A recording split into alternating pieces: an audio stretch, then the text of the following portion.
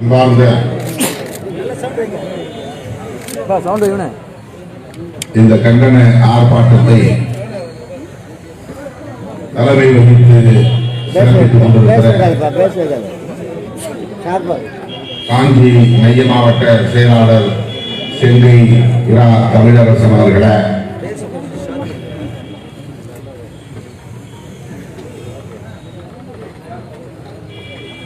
இதனை நெறிப்படுத்திக் கொண்டிருக்கிற பத்திரிகை கண்ணடி அவர்களை,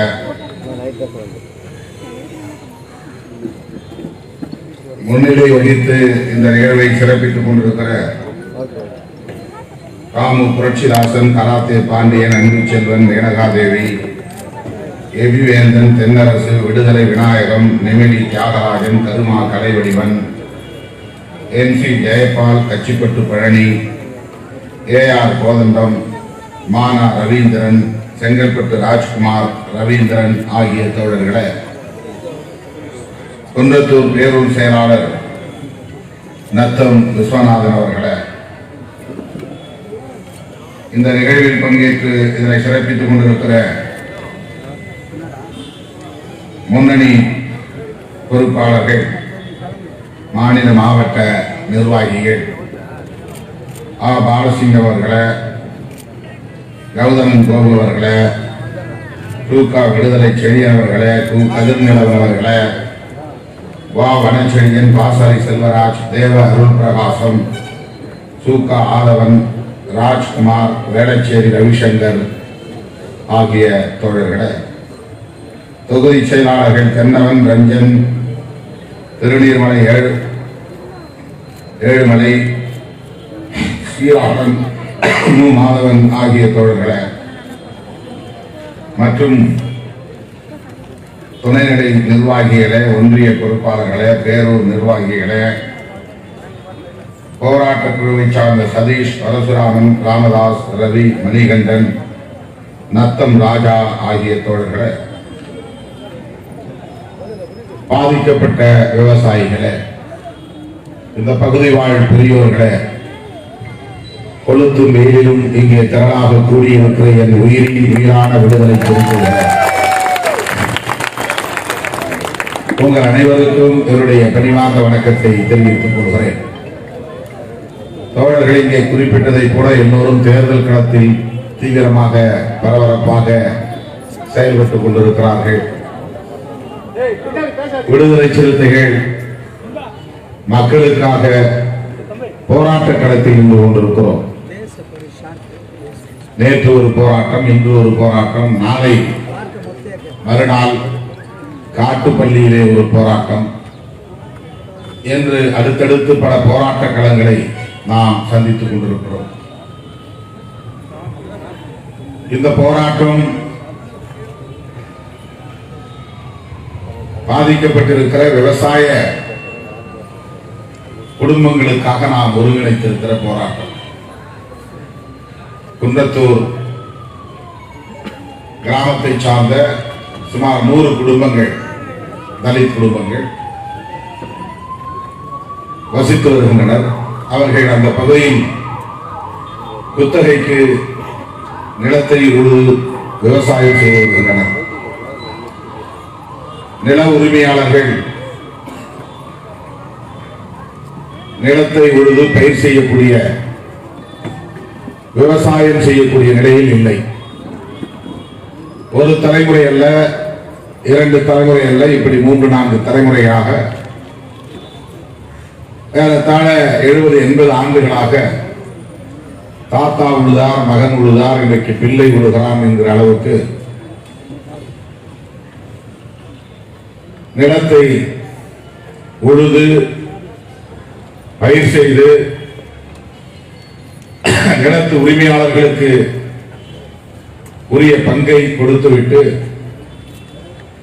அதிலே பிழைப்பு நடத்தி வருகிற குடும்பங்கள் தான் இன்றைக்கு நடுத்தருவிலை நிற்கிற ஒரு நிலை.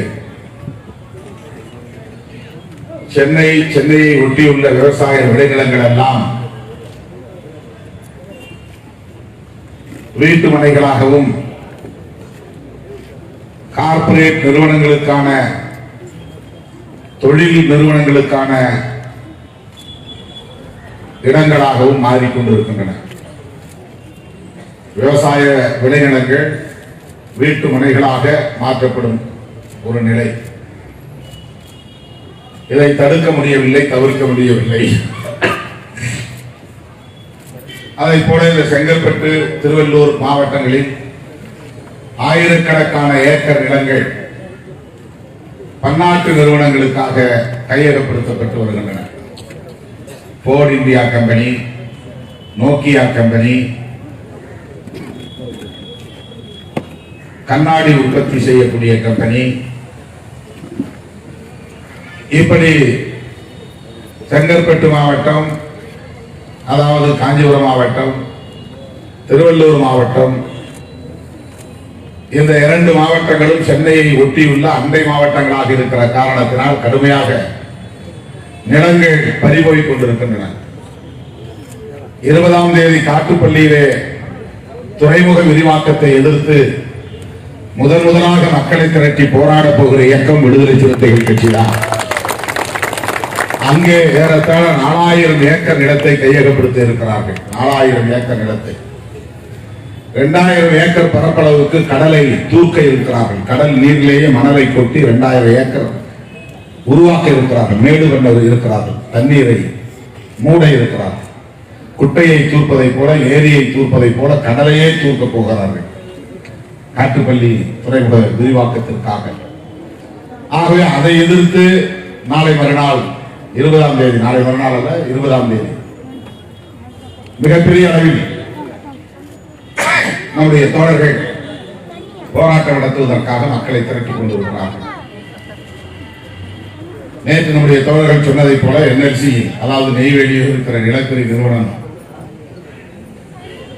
பொறியாளர்களை தேர்வு செய்யக்கூடிய பரீட்சையை அண்மையிலே நடத்தியது. அந்த தேர்வில் தமிழ்நாட்டை சார்ந்தவர்கள் 8 பேர் தான் தேர்ச்சி அடைந்திருப்பதாக ரிசல்ட்ஸ் வெளியாகி இருக்கிறது. ஆகவே அந்த தேர்வு முறையே தப்பு. அகில இந்திய அளவில் தேர்வை நடத்தக்கூடாது. தமிழ்நாட்டு மக்களுக்கு முன்னுரிமை அளிக்கக்கூடிய வகையில தேர்வு முறையை மாற்றி அமைக்க வேண்டும் என்று கோரிக்கை விடுத்து நேற்று நடத்திய அந்த ஆர்ப்பாட்டம் பல்லாயிரக்கணக்கான சிறுத்தைகள் பங்கேற்ற ஒரு மாபெரும் ஆர்ப்பாட்டம். தோழர்கள் 10,000 பேர் என்று சொன்னார்கள். 5000க்கும் மிகாமல் இளம் சிறுத்தைகள் திரண்டு வந்த ஒரு மாபெரும் ஆர்ப்பாட்டம். அங்கும் இங்கும் எப்போதும் தோழர்கள் கொஞ்சம் அலைந்து கொண்டேதான் இருப்பார்கள். இப்போது கூட வந்த பல தோழர்கள் ஆங்காங்கே கடை ஓரங்களில் நின்று கொண்டிருக்கிறார்கள். நிழல் தேடி ஓரம் சாரம் நின்று கொண்டிருக்கிறார்கள். அதுபோல நேற்றைக்கு பல்லாயிரக்கணக்கானவர்கள் அந்த ஆர்ப்பாட்டத்திலே பங்கேற்றோம். இன்றைக்கு நாம் நடத்துகிற இந்த ஆர்ப்பாட்டம் யாருக்கும் தனிப்பட்ட முறையிலே அச்சுறுத்தல் விடுக்க வேண்டும் என்பதற்காக அல்ல. அவரவர்கள் செய்கிற தொழில், ஒவ்வொருவருக்கும் ஒவ்வொரு தொழில், அதை நாம் தரையிட விரும்பவில்லை. நமக்கு அதை பற்றி எதுவும் தெரியாது. இங்கே சொன்னார்கள், தனசேகரன் என்ற ஒருவர் ரியல் எஸ்டேட், பூஷா ரியல் எஸ்டேட் என்கிற ஒரு நிறுவனத்தை நடத்தி வருகிறார். அவர் இந்த குன்றத்தூர் பகுதியில அடுத்தடுத்து வீட்டுமனை திட்டத்தை உருவாக்கி மனைகளை விற்று வியாபாரம் செய்து வருகிறார். அது அவருடைய தொழில். அதிலே நமக்கு எந்த மாற்று கருத்தும் இல்லை. அதில் தலையிட நமக்கு எந்த தேவையும் இல்லை. நாம் ஏன் இந்த இடத்துல வர வேண்டி இருக்கிறது? இந்த பிரச்சனையில் நாம் ஏன் தலையிட வேண்டி இருக்கிறது? நாம் எதற்காக இங்கே மக்களை திரட்டி இந்த கொளுத்தும் வெயிலில் போராட வேண்டி இருக்கிறது என்றால், இவர் நடத்துகிற தொழிலால் நிலத்தை பறிகொடுத்து நிற்கிற அப்பாவி தலித் மக்களுக்காக நாம் இங்கே வர வேண்டியிருக்கிறது, போராட வேண்டியிருக்கிறது. அவர்கள் நிலத்திற்கு உரிமையாளர்களாக இல்லை, இல்லாமல் இருக்கலாம். ஆனால் 80 ஆண்டுகளாக, 70 ஆண்டுகளாக, 60 ஆண்டுகளாக என்று ஒவ்வொருவரும் அந்த நிலத்தை பாதுகாத்து உழுது அதில் விவசாயம் செய்து நிலம் எங்கே இருக்கிறது என்று கூட தெரியாத நில உரிமையாளருக்கு போய் பங்கு கொடுத்து விட்டு வாழ்ந்து கொண்டிருக்கிறார். நேர்மையான வாழ்க்கை, உழைத்து பிழைக்கிற வாழ்க்கை. சொந்த உழைப்பில் வாழ்கிற வாழ்க்கை. எவன் தின்ற சோற்றிலும் மண்ணை எள்ளி போடாமல், எவனையும் ஏமாற்றி பிழைக்காமல், தொழில் என்கிற பெயரால் மோசடி செய்யாமல், ஆளுங்கட்சிக்காரர்களோடு சேர்ந்து கொண்டு கூட்டு கொள்ளையடிக்காமல், எந்த பித்தலாட்டமும் செய்யாமல், பொய் சொல்லாமல், காலையில் தூங்கி எழுந்தால் நாளை வரையில் அந்த காட்டிலே கழனியிலே கிடந்து உழந்து உழைத்து பாடுபட்டு வேர்வை சிந்தி அதிலே அவர்கள் சம்பாதித்த சம்பாத்தியத்தை வைத்துதான் பிழைப்படுத்திக் கொண்டிருக்கிறார்கள். அப்படி உண்மையாய் நேர்மையாய் உழைத்து பிழைக்கிற மக்கள் தங்களுக்கு உரிய உரிமை வேண்டும் என்று கோருவதில் என்ன தவறு இருக்கிறது? எல்லோரும் வீட்டுக்கு உரிமையாளர்களாக இருக்க முடியாது. வாடகை குத்தகை என்கிற பெயரில் சென்னை போன்ற பெருநகரங்களில் ஏராளமானவர்கள் குடியிருக்கிறோம். அதே போல எல்லோரும் நிலத்துக்கு உரிமையாளர்களாக இருக்க முடியாது.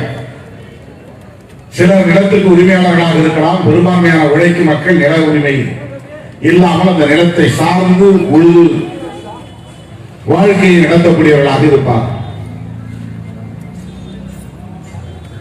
எப்படியோ இந்த உழைக்கிற மக்களுக்கு நிலம் உரிமையாக இல்லை. விவசாய தொழில் செய்யக்கூடிய இந்த மக்களுக்கு விவசாய தொழிலுக்கான நிலம் உரிமையாக இல்லை.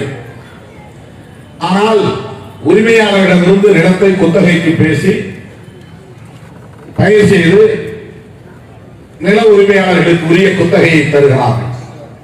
அதிலும் யாரையும் ஏமாற்றவில்லை.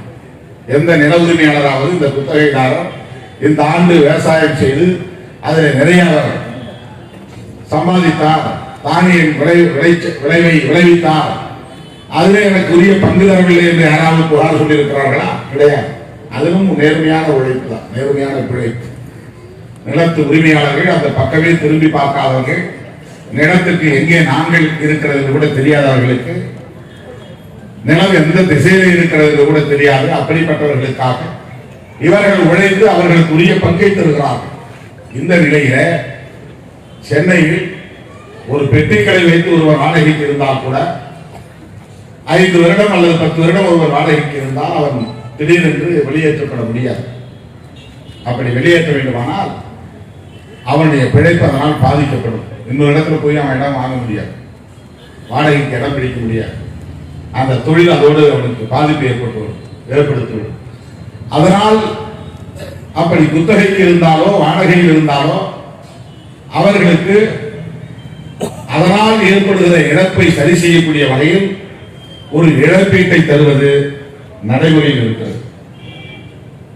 இழப்பீட்டை தருவது நடைமுறையில் இருக்கிறது. வீட்டிலே வாடகைக்கு இருந்தாலும் சரி அல்லது குத்தகைக்கு இருந்தாலும் சரி, கடைகளை வாடகைக்கு வைத்தாலும் சரி அல்லது குத்தகைக்கு எடுத்து பயன்படுத்தினாலும் சரி, அதிலிருந்து ஒருவன் திடீரென்று அப்புறப்படுத்தப்படும் நிலை ஏற்பட்டால் அதனால் அந்த தொழில் பாதிக்கப்படும். அப்படி தொழில் பாதிப்பு ஏற்பட்டால் அவனுடைய குடும்பம் அதனால் பாதிக்கப்படும். எனவே இடத்துக்கு உரிமையாளர் அல்லது வீட்டுக்கு உரிமையாளர் அல்லது கடைக்கு உரிமையாளர் அந்த இடத்திலே குத்தகைக்கு இருந்தவனுக்கு உரிய இழப்பீட்டை தருவது என்பது நடைமுறையிலே இருந்து வருகிற, காலங்காலமாக கடைபிடித்து வருகிற ஒன்று. இது தரசேகரனுக்கு தெரியாதா? 80 ஆண்டுகள் உழுதுவிட்டு வெறுமன தலையிலே துண்டு போட்டுக்கொண்டு துணியை போட்டுக்கொண்டு உட்காடு போட்டுக்கொண்டு ஓடிவிட முடியுமா? விவசாயம் செய்து அதை நம்பி வாழ்ந்த இவன் திடீரென்று நீ வீட்டு மனை திட்டத்திற்காக அந்த நிலத்தை விலை கொடுத்து வாங்குகிறாய் என்று சொன்னால் வாங்க வேண்டாம் என்று நாங்கள் சொல்லவில்லை. நில உரிமையாளர் நிலத்தை விற்க கடமைப்பட்டவர். தொழில் செய்யக்கூடிய நீங்கள் நிலத்தை விலைக்கு வாங்கக்கூடிய வலிமையை பெற்றிருக்கிறீர்கள். அதுவே எங்களுக்கு எந்த மாற்று கருத்தும் இல்லை. ஆனால் 70-80 ஆண்டுகள் உழுது பயிர் செய்தவனுக்கு என்ன இழப்பீடு? அவனுடைய விற்பனையை வெளியே போய் என்றால் வெளியே அவன் எங்கே போவது? அவனுக்கு வேற என்ன தொழில் தெரியும்? வேற எந்த நிலத்தை அவன் குத்தகை எடுத்து இனிமேல் அவன் விவசாயம் செய்ய முடியும்? இது வணக்கத்தில் இருக்கிற ஒரு முறைதானே? இது நடைமுறையில் பின்பற்றப்படக்கூடிய ஒன்றுதானே? நீதிமன்றத்திற்கு தெரியாதா? காவல்துறைக்கு தெரியாதா? ஆட்சி அதிகாரத்தில் இருப்பவர்களுக்கு தெரியாதா? அரசியலிலே இருப்பவர்களுக்கு தெரியாதா? வியாபாரம் செய்யக்கூடியவர்களுக்கு தெரியாதா? ஆனால் இவர் என்ன நினைக்கிறார் என்றால் இவர்களை கில்லுக்கீரையாக நினைக்கிறார், நாதியற்றவர்கள் என்று நினைக்கிறார், கேசாதிகாரர்கள் தானே என்று நினைக்கிறார், கேட்பாரற்றவர்கள் தானே என்று நினைக்கிறார். இவர்களுக்காக கேட்க விடுதலை சிறுத்தைகள் கட்சி இருக்கிறது என்று சொல்லுவதற்காக விடுதலை சிறுத்தைகளை சராசரி அரசியல் இயக்கமாக கணக்கு போடுகிறார், மதிப்பு போடுகிறார். ஏதோ கொடிய நாட்டிட்டு கூப்பிட்டு பேசி எதையாவது கொடுத்தா வாங்கிட்டு போயிடுவாங்க அப்படின்னு. அந்த மாதிரி சராசரி இயக்கவில்லை விடுதலை சிறுத்தைகள் கட்சி. அதை முதலில் புரிந்து கொள்ள வேண்டும். போய் வழக்கு போடுறார், புரொடெக்ஷன் கேட்டு போடுங்க வழக்கு. அது ஒரு தொழில் செய்யக்கூடியவருக்கு பாதுகாப்பு தேவைன்னா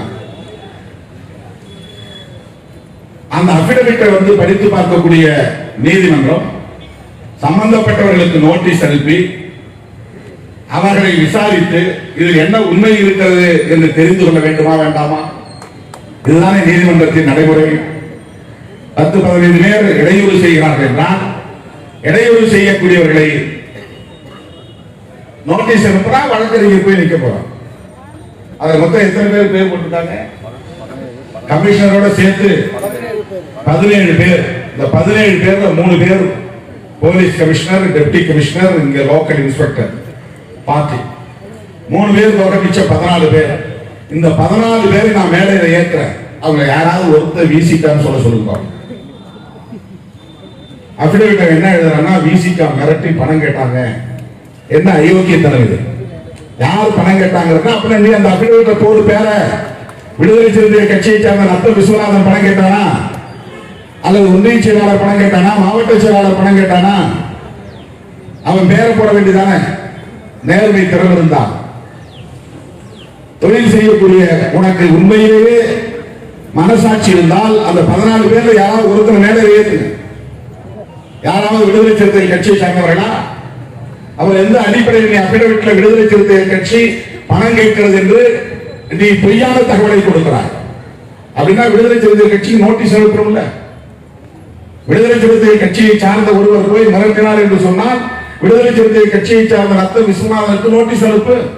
அவன் வழக்கறிஞர் வச்சு வாழலாம். அவரே வழக்கறிஞர். என்னன்னா விடுதலை சிறுத்தை கட்சி விவரமாக இந்த பிரச்சனையை அணுகுகிறது. இப்ப விடுதலை சிறுத்தை கட்சி தான் வந்து இதிலே தலையிடுகிறது. ஆளுங்கட்சி தலையிடாது. ஏன்னா ஆளுங்கட்சிக்கு உனக்கும் கள்ள சந்தை, கள்ள உறவு இருக்கிறது, கூட்டு கொள்ளை, கூட்டு நட்பு இருக்கிறது. சரி, இதெல்லாம் எப்படி வந்து ஒரு சொசைட்டி, இவருடைய கம்பெனி பேரு பூஜா எஸ்டேட். இவர் யாருக்கு நிலத்தை போய் எந்த சொசைட்டியில பதிவு பண்றாரோ அந்த சொசைட்டியில பதிவு பண்றதுக்கு முன்னாடி ஒரு நிலத்தை வாங்கிடணும்.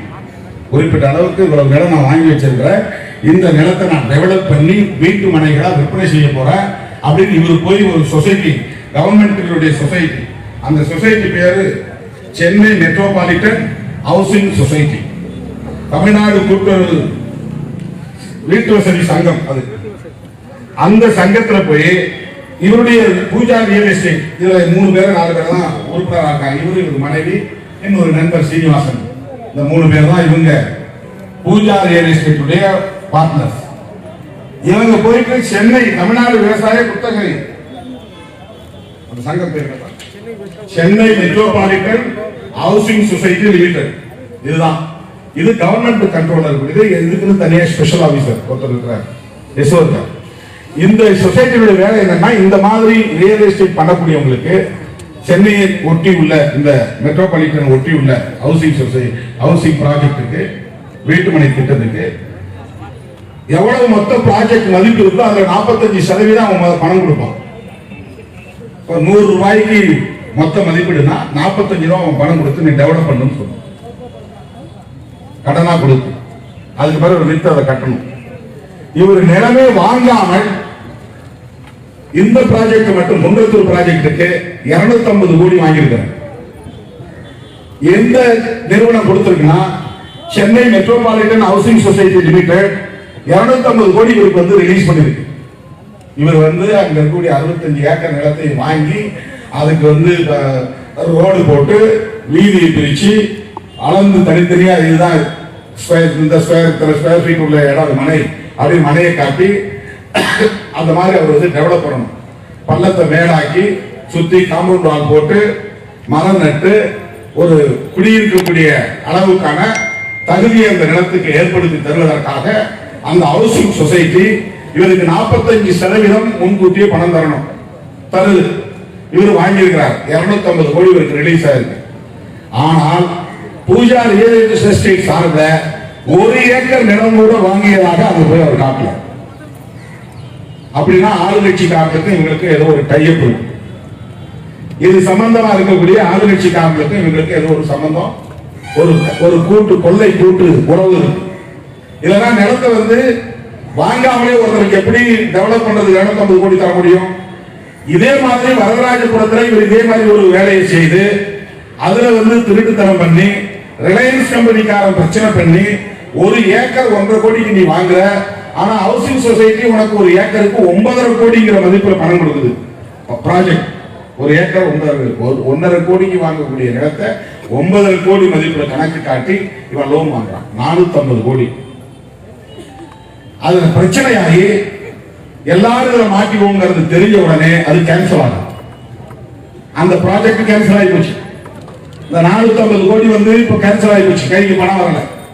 அதுக்கப்புறம் தொடங்குற ப்ராஜெக்ட் தான் இந்த Kundrathur project. Grand city 1, grand city 2. அடுத்து ஒரு கையெழுத்து ஆக போகுது. இன்னும் 10 நாள் தான் அதிமுக ஆட்சி உயிர். எலெக்ஷன் நோட்டிபிகேஷன் வந்த உடனே உயிர் போயிடும். அதுக்கப்புறம் எதுலையும் அவங்க கையெழுத்து போட முடியாது. தேர்தல் ஆணையம் அறிவிப்பு செஞ்சுன்னா அப்புறம் எதுலையும் கையெழுத்து போட முடியாது. இப்ப இதுக்குள்ள இந்த 10 நாளைக்கு ஒரு கையெழுத்து போட்டா 410 கோடி வாங்க போறாரு 2வது ப்ராஜெக்ட். அப்ப ஆளுங்கட்சிக்காரங்க கேட்க மாட்டாங்க. ஆளுங்கட்சிக்கு சப்போர்ட் பண்றவங்க யாரும் கேட்க மாட்டான். ஆளுங்கட்சி செய்யற எல்லா தப்புக்கும் உடந்தையா இருக்கிற போலீஸ் கேட்காது. எப்படி போலீஸ் கேட்பாங்க? சப்போர்ட் பண்ணதான் செய்வாங்க. இல்லைன்னா நீ 10 to 11 கூட கூட்டம் முடியுங்க, வேற யாருக்காவது ஒரு மாதிரி ரிட்டர்ன் அடிச்சு கொடுப்பாங்களா? என்னது ஜனநாயக நாடா அல்லது சர்வாதிகார நாடா? ஆர்ப்பாட்டம் நடத்துறதுக்கு 10 to 11 தான் அனுமதி சொன்னா எந்த அடிப்படையில? அனுமதி இல்லைன்னா கூட நாங்க நடத்துவோம். அது எதற்காக உரிமை? அது ஜனநாயக உரிமை. அது அதுல வந்து மேடை போடக்கூடாதான், நாற்காலி போடக்கூடாதான், ஷாமியான போடக்கூடாதான். இதெல்லாம் இவங்க ஆளுங்கட்சி காட்ட விசுவாசம். இந்த காக்கி சட்டை மாதிரி ஒரு வளைஞ்சி எழுதி கொடுக்கிற ஒரு முதுகுக்கே இல்லாத ஒரு தொகை, முதுகுக்கே இல்லாத ஒரு தொகை யாரா இருக்காங்க? இவங்க மேல அவன் போய் பொய் வழக்கு கொடுத்துருக்கான். நாங்களும் கோர்ட்டுக்கு போக தான் போறோம். விடுதலை சிறுத்தைகள் கட்சியின் சார்பில் நீ எப்படி 250 கோடி ரூபாய் ரிலீஸ் பண்ண, அது காட்டு, டாக்குமெண்ட் காட்டு. கேட்கலாம் போறோம். 250 கோடி நீ எப்படி ரிலீஸ் பண்ண? நாங்க வந்ததே இந்த 40 குடும்பத்துக்கு ஏதாவது இழப்பீடு கொடுத்தா, நீ கொடுத்தா நாங்க தரையில போறதில்லை. எங்களுக்கு அதுக்கு எந்த சம்மந்தமும் கிடையாது. இன்றைக்கு நான் சொல்றேன், பாதிக்கப்பட்ட அந்த 50-60 குடும்பங்களுக்கு வழக்கத்தில் உள்ள நடைமுறைப்படி அவங்களுக்கு இழப்பீடு தருவது என்பது உங்களுடைய கடமை.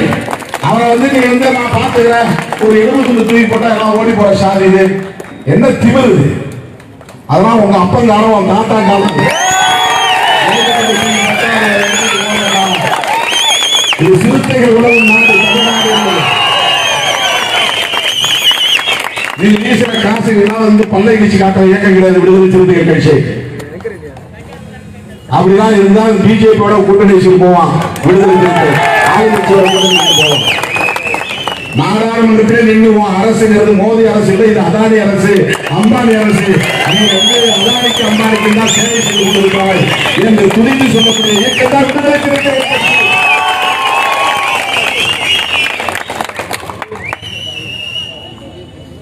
ஏதோ நினைச்சிட்டு இருக்காரு, சும்மா வந்து மிரட்டினா உருட்டினா போலீஸ் வச்சு மிரட்ட, போலீஸ் சுட்டு பிடிப்பாராம். ஏன்னா நக்சல்வாதியாங்க, மாவோயிஸ்டாங்க. அப்ப இந்த ஜனங்கள்லாம் பயந்துட்டு பேராட்டத்துக்கு வரமாட்டாங்க. திருமாவளவன் பின்னால் போக இந்த மக்களே வரலனாலும் விடுதலை சிறுத்தைகள் மட்டும் போறாங்க. மக்களுக்கு மிரட்டு. இந்த மக்கள் வரலனாலும் அவங்க வந்து 80 வருஷம் உழுதுருக்கிறாங்க. நிலத்துக்காரனும் நீ வந்து லாபம் அடைஞ்சிட்டு போனா போதுமா? இப்ப இவ்வளவு காலம் அவங்க நிலத்தை பாதுகாக்கலாம், இந்த நிலம் என்ன ஆகும்? எல்லாருக்கும் இந்த மாதிரி பண்ணிட முடியுமா?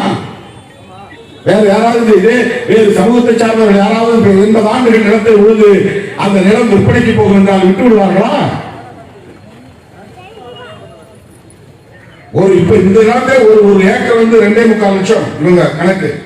ஆனா அரசாங்கத்தை வாங்குறது அந்த சொசைட்டிக்கு மதிப்பு இல்லைன்னா டோட்டல் ப்ராஜெக்ட் என்ன கொடுக்குறாங்கன்னா ஒரு ஏக்கர் 7.65 கோடி. ரெண்டாவது ப்ராஜெக்டுக்கு 9.5 கோடி. இப்படி ஒரு பேப்பர் மாத்தி இப்படி பேப்பர் கொடுத்தா ஒரு ஏக்கருக்கு 6 கோடி ரூபாய் நிக்குது. அதை கூறு போட்டு மலையை போட்டு விற்பனை செய்யலாம். இவ்வளவு ஆளுங்கட்சிக்காரங்களுக்கு துறை இருக்கிறாங்க, காவல்துறையை சார்ந்த காவல்துறையில பாவம் லோக்கல் இருக்கணும், சும்மா 5000-10,000க்கு வேலை செய்வாங்க. போலீஸ்காரங்க பாவம் தாங்க, அவங்களும் ஏதோ கிடைச்சது போதும் நினைச்சிட்டு போறாங்க. அதுக்குதான் அவங்க சுட்டுப்பிடிப்புன்னு சொல்றது அந்த 5000 தான். எத்தனை கோடிகளை கொட்டினாலும் விலை போகாத இயக்கம் விடுதலை சிறுத்தைகள். நான் சொல்றேன், எங்களை நீங்க சீட்டிட்டீங்க. நாங்க இந்த பிரச்சனை பத்தி எதுவுமே தெரியாது. உன் ப்ராஜெக்ட் பேரு எங்களுக்கு தெரியாது, உன்னுடைய எஸ்டேட் பேரும் தெரியாது, உன் பிசினஸ் எங்களுக்கு தெரியாது.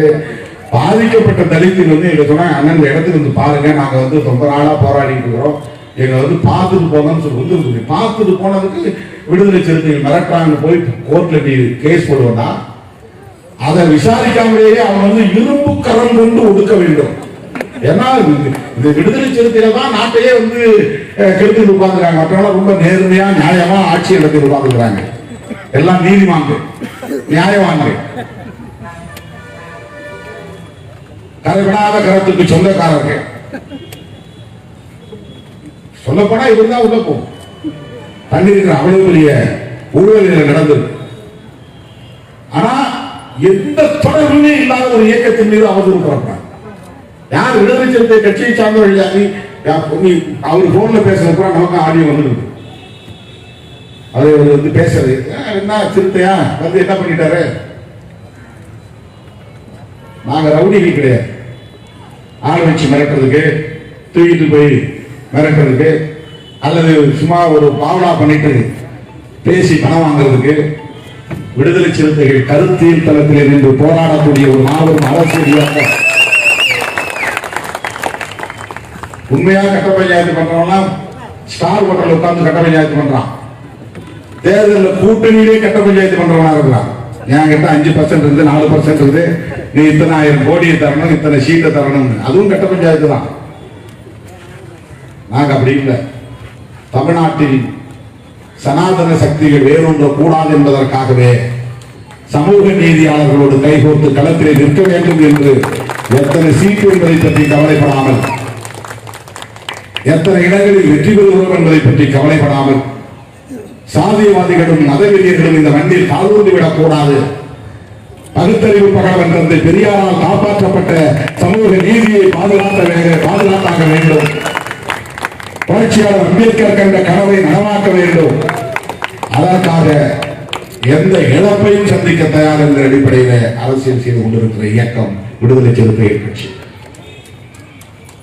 ஆகவே நாங்கள் இங்கே வந்தது, இங்கு நிற்பது, இந்த களத்தில் இன்றைக்கு போராடக்கூடிய ஒரு சூழலை உருவாக்கியது பாதிக்கப்பட்ட விவசாயிகளுக்காக தான். நம்ம குத்தகை விவசாயிகள் நிலம் உரிமை இல்லாமல் இருக்கலாம்.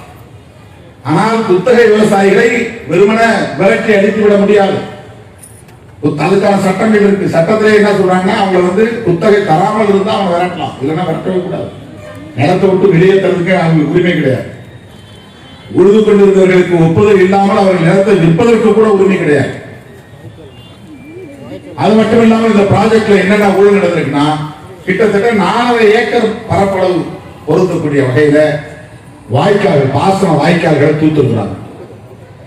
வள்ளுவர் சமூகத்தை சார்ந்தவர்களின் சுடுகாடு ஒரு 1/2 ஏக்கர் ஆக்கிரமிப்பு செய்யப்பட்டது. 90 மீட்டர் 100 மீட்டருக்கு அப்பால் தான் சுடுகாடு இருக்கும். சுடுகாட்டுக்கும் வீட்டு மனை திட்டம் போறதுக்கும் இடையில 100 மீட்டர் இடைவெளி இருக்கும். ஆனா சுடுகாட்டு மேலேயே காம்பவுண்டாக கட்டியிருக்கிறாங்க. இது ஒன்னே போதும், அந்த ப்ராஜெக்டே கேன்சல் ஆகும். ஆனா நீதிமன்றத்தில் நீதிமான் இருக்கணும், அதுதான் முக்கியம். நீதி அரசர்கள் இருந்தால் நிச்சயமா நமக்கு நீதி கிடைக்கும். அப்புறம் குட்டையா தூர்க்கக்கூடாது, கால்வாயை தூர்க்கக்கூடாதுன்னா எத்தனையோ தீர்ப்பு உயர்நீதிமன்றத்தில் வந்திருக்கு. இங்க பாசன கால்வாய்கள் எல்லாம் தூர்க்கப்பட்டிருக்கு. செம்பரம்பாக்கம் ஏரியிலிருந்து இங்கே விவசாயத்திற்காக விளைநிலம் பயன்பெறுவதற்காக அமைக்கப்பட்ட கால்வாய்கள் தூர்க்கப்பட்டிருக்கின்றன. அது ஒரு 4.5 ஏக்கர். அப்போ விவசாய கால்வாய் 4.5 ஏக்கர்னா 4.5 ஏக்கர், அதுவே 28 கோடி 30 கோடி அரசு சொந்தமான இடம்.